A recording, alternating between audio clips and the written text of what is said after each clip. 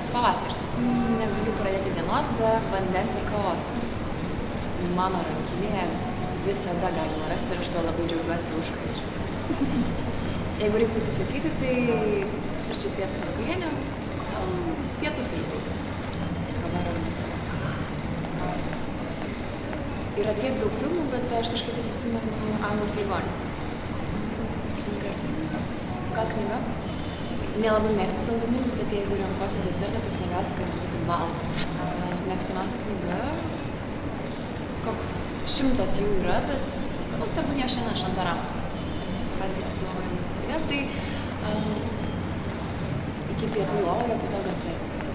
Mano pirkinių krepšelyje visada galima rasti daug įvairiausio maisto.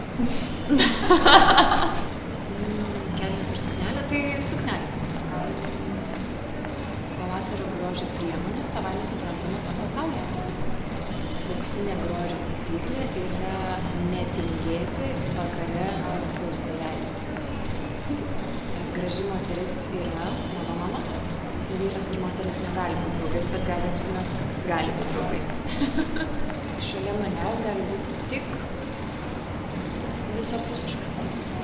Gražios odos paslaptis yra meilė ir priežiūra jai, taip pat geras kosmetologas. Jeigu reikia rinktis aukštakulniai ar sportiniai bateliai, tai žinoma sportiniai bateliai. Moteris, kuri įkvepia, tai ta pati, kuri ir man gražiausia moteris yra, tai mano mama. Man gražiausia genė ir gėgė. Geriausias mano projektas yra pavadinimu gyvenimas.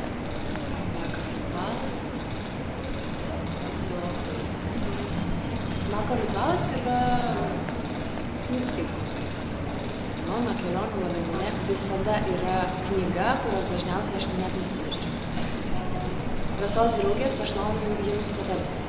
Suraskite savo privalumus, pamirškite trūkumus ir mylėkite.